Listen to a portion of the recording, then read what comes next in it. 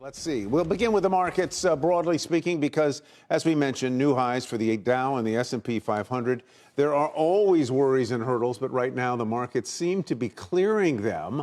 Let's bring in Mike Santoli for more. You know, October can be a rough month, but so far, hey, we're only halfway through, Mike. There's a lot of time left here. Yes. The second half of the game is still to be played. A lot can happen, but so far, so good.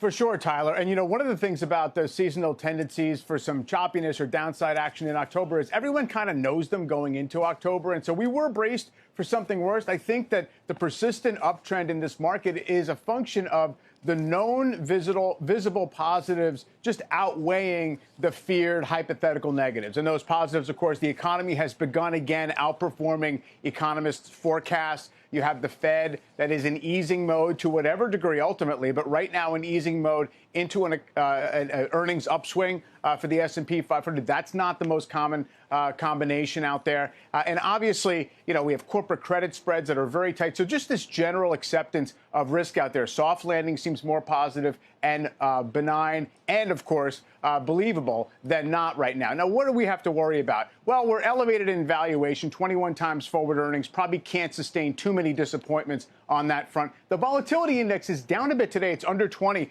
but it has been evidence of people bracing for the potential of volatility to kick up in October, at least past the election. But that's now starting to ease back. It was very anomalous to have the market clicking to new highs, having the volatility index be that high. So it seems as if right now, at least today, it's the VIX that is buckling here. Mike, we like having you around, so if you'll just stay put. We want to get to the next big question. Can the market continue to rise to every challenge, or are we going to see earnings derail this rally? Our next guest thinks, hey, stocks have some further room to run, at least in the near term. Malcolm Ethridge, Capital Area Planning Group managing partner, also a CNBC contributor. Malcolm, it's good to see you. Why do you think that there's fuel in the tank?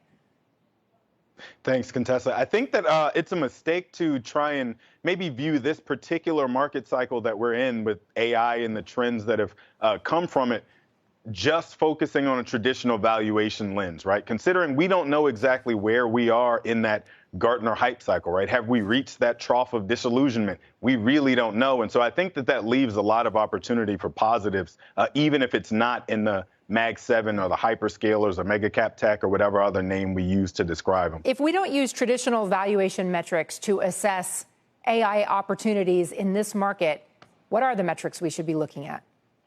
Yeah, I think the fundamentals matter a little bit more, right? If we just consider the fact that names like Microsoft and Amazon and Alphabet, they've been investing billions of dollars the last few years into generating large language models that can create technology off the backside of them that we have yet to even really understand what the true value of those is. And so I think there's a lot of intrinsic value still trapped inside of each of these companies that owns one of those large language models. And so that alone is a fundamental that tells us there's still more value there to be realized. We just can't really put a number on it yet because we're still so early in the process of building out the technology. We're going to use AI to evaluate AI.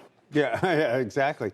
Yeah, Malcolm, one of the things that it seems you're very interested in are data centers and the sort of virtuous circle of companies that surround them. Explain that and name some names.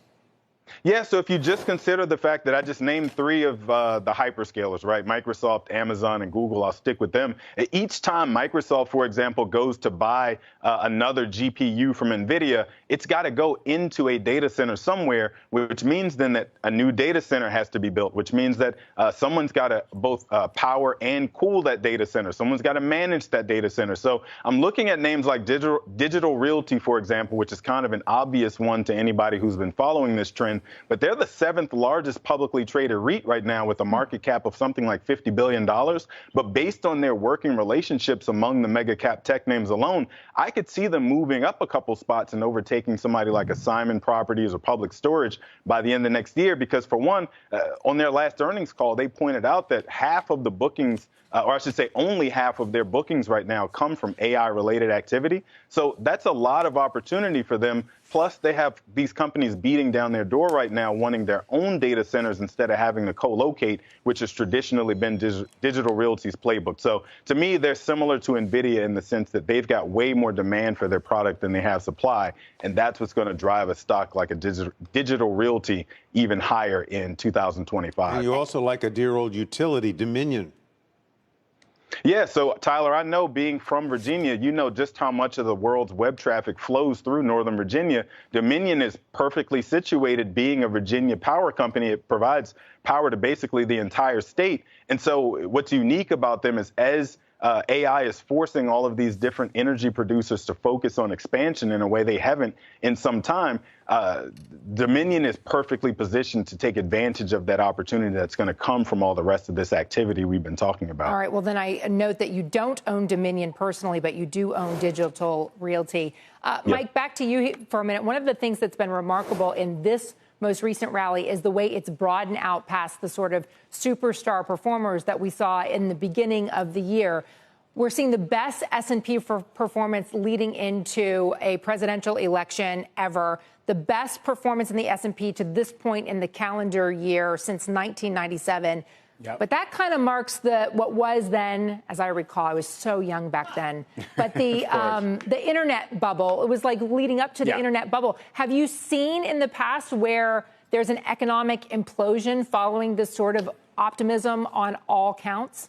Yes, Contessa, at some point. I mean, 97, I mean, it was like 2 years into the internet craze. You probably had 2.5 left to go in terms of stock market upside benefiting from it. But you did have a choppier road. 97, 98, you both had these serious corrections. And it wasn't just because of disillusionment with tech. It was because you had some kind of rupture in the capital markets. You had Russia defaulting. You had the Thai currency crisis. You know, things kind of popped up. And the question is, if you have an expensive market, do you have the shock absorbers to handle those things? So I do think right now, my first question after seeing that performance year to date and seeing things like NVIDIA and everything else run higher and really fatten up the year-to-date performance is it too much of a good thing yet? Has technical conditions and sentiment really gotten overheated? And I wouldn't say they have just yet. It's actually been a more measured increase. You mentioned the broadening out of the market. It's not just 6 or 7 stocks. In fact, last quarter was very broad. Interestingly now, you do start to see NVIDIA and Apple kind of grab the reins today, and maybe they can act as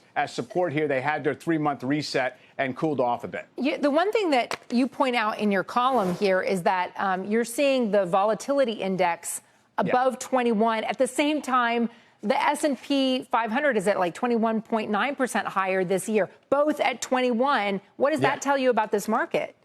It's interesting. So it's expensive. It's well-owned, meaning people are generally bullish for the end of the year. But there's this little multi-week period. We are in it right now when everybody believes there is the possibility of pre-election jitters, post-election disappointment, something out there that could cause, plus the seasonal effects, that could cause the index to have a little bit of a pullback or have volatility spike. So that's just, the VIX is just telling you people are buying insurance against that possibility, not that they're really negative on stocks or that there's something necessarily very scary brewing in the markets. I would expect credit conditions to worsen more than they are right now, much more if that were the case. All right, well, Mike's taking the closing bell by the horns and coming up at 3 p.m. hosting that show. Malcolm Ethridge, it's good to see you. Thank you for joining us with your perspective.